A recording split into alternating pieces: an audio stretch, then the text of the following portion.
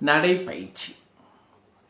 நடைப்பயிற்சி எப்படி செய்யணும், எத்தனை மணி நேரம் செய்யணும், எப்படி செய்தால் பலன் அளிக்கும், அதனால் என்னென்ன பயன்கள், அந்த விஷயத்தை இன்னைக்கு பார்ப்போம். நடைப்பயிற்சி அப்படிங்கிறது ஒவ்வொரு மனிதனுக்கும் ரொம்பவும் முக்கியமானதுங்க. நம்ம வாழ்க்கையில் எப்படி மற்ற பழக்க வழக்கங்கள் இருக்கோ அதே மாதிரி நம்மளுடைய நடைப்பயிற்சி பயணத்தையும் டெய்லியும் எல்லா வேலையும் செய்கிற மாதிரி அதையும் செய்ய நம்ம முயற்சிக்கணும். ஒரு நிகழ்வு, காலையில் எழுந்திருத்ததும் ஒரு ஹாட் வாட்டர் மீடியம் சூட்டில் ஒரு 2-3 கிளாஸ் குடிச்சிட்டு நீங்கள் உங்களுடைய நடைப்பயிற்சியை தொடங்கலாம். தொடங்கும் போதே ஒரு ஸ்லோவாக, அதாவது மெதுவாக நடக்க ஆரம்பித்து அப்புறம் வேகமாக நடக்க ஆரம்பிக்கலாம். இப்படி வேகமாக எவ்வளவு நேரம் நடக்கணும்னா அட்லீஸ்ட் ஒரு 45 நிமிஷம்னாச்சு தொடர்ந்து கையை காலை வேகமாக ஆட்டிட்டு அந்த உங்களுடைய பாடி அசைவுகள் எல்லாம் வேகமாக இருக்கணும். பிரிஸ்க் வாக்கிங் சொல்லுவாங்க. வேகமாக கையை காலை ஆட்டிட்டு 45 நிமிஷம் நடக்கணும். அப்படி 45 நிமிஷம் வேகமாக கையை காலை ஆட்டிட்டு நடக்கும்போது தான் உங்களுக்கு அந்த முழு பலனும் கிடைக்கும். இந்த முழு பலன் கிடைக்கணும்னா முடிஞ்ச வரைக்கும் ஏர்லி மார்னிங், அதாவது 8 மணிக்குள்ளே நீங்கள் மேக்ஸிமம் வாக்கிங் போய்க்கிறது உங்களுக்கு நல்ல ஒரு ஆக்சிஜனை கொடுக்கும். ஏன் சொல்கிறோம்னா, நடக்கும்போது ஆக்சிஜன் உங்கள் உடம்புல ஆக்சிடேஷன் நடக்குது, ஆக்சிஜன் ஏற்றம் நடக்குது. ஒவ்வொரு செல்லும் தன்னை ஆக்சிஜனை எடுத்துக்கொண்டு புதுப்பிக்குதுங்க. அப்படி புதுப்பிக்கிறதுனால கார்பன் டை ஆக்சைடுங்கிற நச்சு உள்ளிருந்து வெளியே வந்துட்டு ஆக்சிஜன்கிறது ஒவ்வொரு செல்லுக்கும் போகிறதுனால ஒவ்வொரு செல்லும் புத்துயிர் பெறுதுங்க.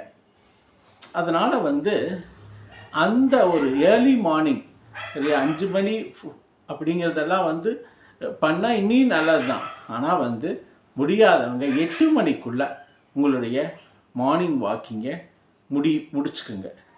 நீங்கள் 45 நிமிஷம் வேகமாக நடக்கிறது மட்டும் இல்லாமல் ஒரு 6000 ஸ்டெப்ஸுனாச்சு முடிக்கிற மாதிரி உங்கள் ஸ்மார்ட் வாட்சில் அல்லது உங்களுடைய மொபைலில் பார்த்துக்குங்க. ஸோ இது ஒரு நல்ல ஒரு உங்களுக்கு பாடிக்கு ஒரு ட்ரீட்மெண்ட் மாதிரி கொடுக்கும். இது தொடர்ந்து நீங்கள் ரெகுலராக மேன்மை அடையிறத நீங்களே கண்கூடாக பார்ப்பீங்க. ஸோ இது மட்டும் இல்லாமல் நீங்கள் தொடர்ந்து எடுத்துக்கக்கூடிய இந்த நடைப்பயிற்சியானது உங்களுடைய வாழ்வில் மிகப்பெரிய மாற்றத்தை ஏற்படுத்தும். உங்களுடைய மோட்டிவேஷனாக இருக்கும். ஹெல்த்து பெனிஃபிட்ஸ் நிறைய இதில் இருக்குது. அந்த ஹெல்த் பெனிஃபிட்ஸ் மட்டும் இல்லாமல் ஒரு ஹாப்பினஸோட இது சந்தோஷத்தையும் கொடுக்கும்.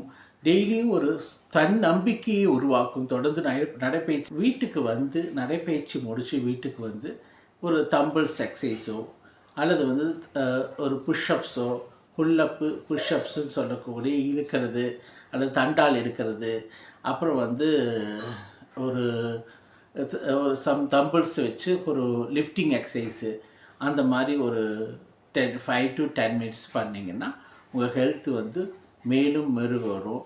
மசில்ஸும் நர்வ்ஸும் போன்ஸும் இனியும் திறன் அடையும்.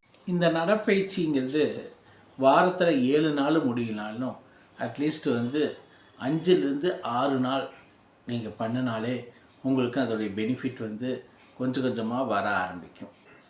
அப்புறம் இந்த நடைப்பயிற்சியில் உங்களுக்கு எந்த சிரமமும் இல்லாமல் தொடர்ந்து எந்த ஆக்டிவிட்டி இல்லாமல் நீங்கள் நடக்கணும்.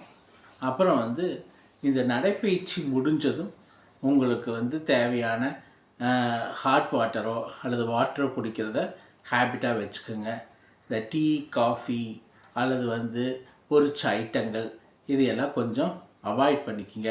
இப்படி அவாய்ட் பண்ணிவிட்டு ரெகுலராக ஒரு நடைப்பயிற்சி மேற்கொள்வது மட்டும் இல்லாமல் புரோட்டீன் உணவுகளை அதிகமாக எடுத்துக்கணும். அப்புறம் ஃப்ரூட்ஸ்